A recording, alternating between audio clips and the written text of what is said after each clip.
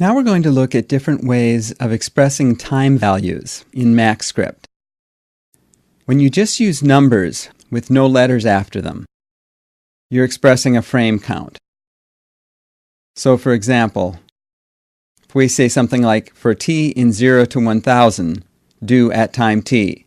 0 and 1000 have no letters after them, and it's assumed that that means a frame count.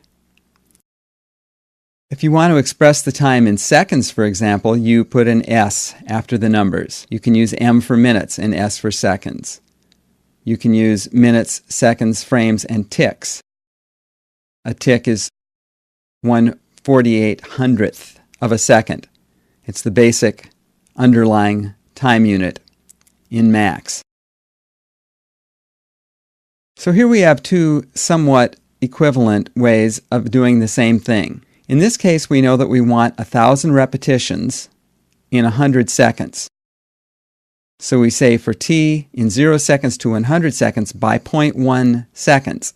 That divides it into tenths of a second, so we get our 1,000 repetitions. In this case, we just want to create the keyframe every frame. So we say for 0 to 1,000 and do that at time t. So let's try the frame-based approach first. And by the way, this code, I'm not going to go into it too deeply here, but basically we're creating a sphere, converting it to a poly. Then we're creating a value j.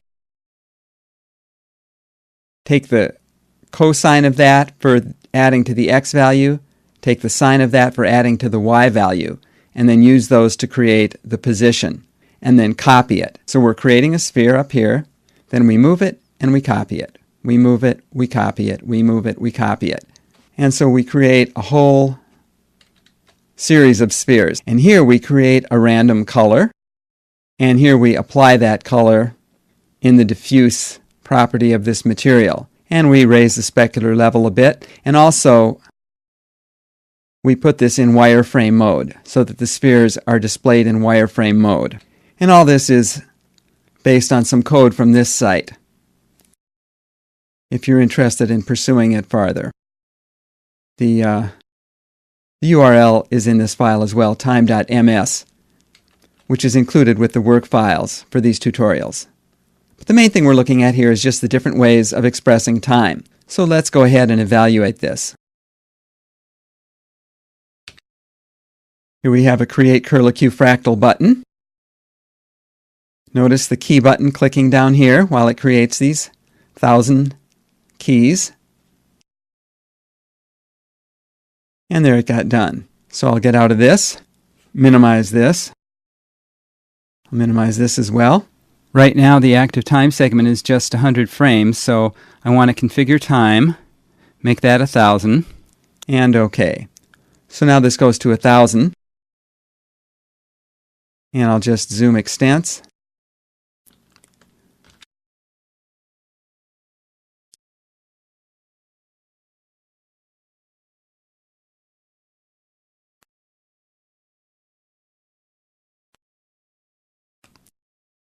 So this is what we get from that.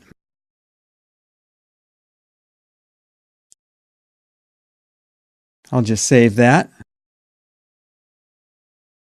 as time 01.